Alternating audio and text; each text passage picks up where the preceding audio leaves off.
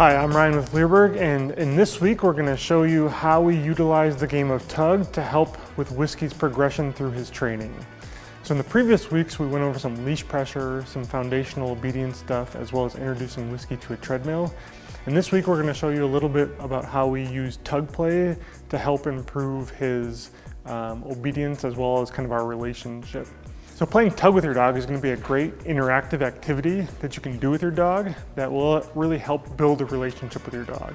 So we really like to incorporate it, not only for the relationship aspect, but also because it can serve as an obedience reward for our dog. So a lot of dogs really like to play tug.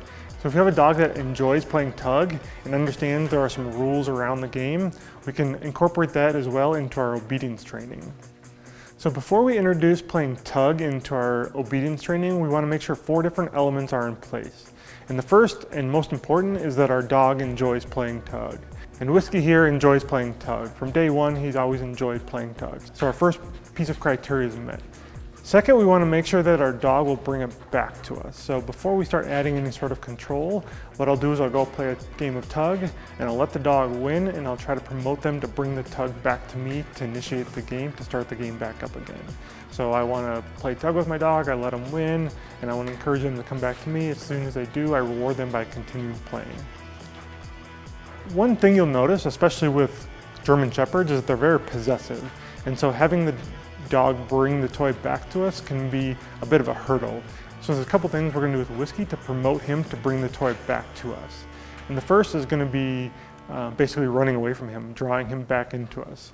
We can also have a second toy on us, so if he brings one back, I can switch out and maybe another ball comes out. That way he thinks whatever ball I have is more important. And you'll also see that I have a long line on him, which basically gives me a little bit of control, and I can help him out by bringing it back to me by sometimes giving him little taps on the leash. And then once he comes back, I can reward him by playing again. So if you leave a long line on him, it prevents him from running around possessing it and me not being able to catch him. And I can promote him to bring it back and start the game back up. Over time, a lot of dogs, if you're consistent, will start to understand that game and realize that the reward is with you and not necessarily by carrying and possessing the object. Once we have those 2 aspects in place, we start to add a little bit of control. And that's when we start to add in our outs, or having our dogs drop it when we ask them to. So before we add any control, we want to make sure that those first 2 aspects are in place. Once we start adding control, sometimes dogs can get a little inhibited or their motivation can damper a little bit. So I want to make sure that those first 2 aspects are in place before I start adding in control. And the first piece of control I'm going to add in is having my dog drop it when I ask him to. And we basically do this by immobilizing the tug. And depending on what kind of tug you have, I just immobilize it, and as soon as the dog kind of gets bored and lets go, I reinitiate the game. I mark it, yes, and we play again. So once I start to immobilize the tug and he anticipates he needs to let go, that's when I'll start adding a cue to it, and I use the word out. So he starts to anticipate the out, I tell him out, he lets go, and I mark it with a yes, and we play again. And the reward is just we initiate the play. And so I out, immobilize the tug, yes, play. Once we start adding in a little bit of control, I make sure to go back to kind of letting him win and making him bring it back to me. I don't want to just start focusing on control. I want to make sure that we maintain the other 2 aspects of the game as well.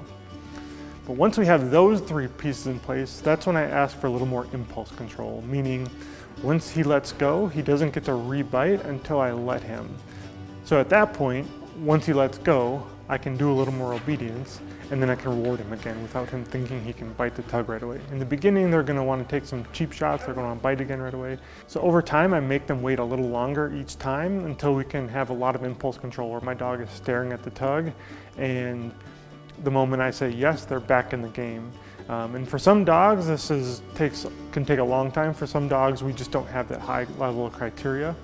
And for Whiskey, I don't necessarily care that we have that much impulse control and that much control. For a dog doing protection sports or other sorts of sports, I'm going to ask for that kind of control, but since Whiskey is going to be mainly doing a lot of pet dog stuff and this is going to be kind of a good interactive game, I don't care that all this stuff is met perfectly, but that he kind of understands it in general. So one of the aspects we also look for is that the dog looks at the game of tug as an interaction between him and I. So I don't necessarily want Whiskey to think of the tug being the toy, but the game to be the reward.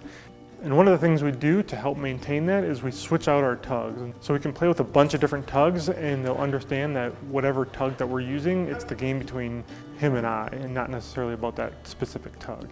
And this will also help us eliminate any sort of equipment bias down the road. Remember, this is only a basic summary of what we look for when we play tug with our dogs or want to incorporate tug into our obedience training.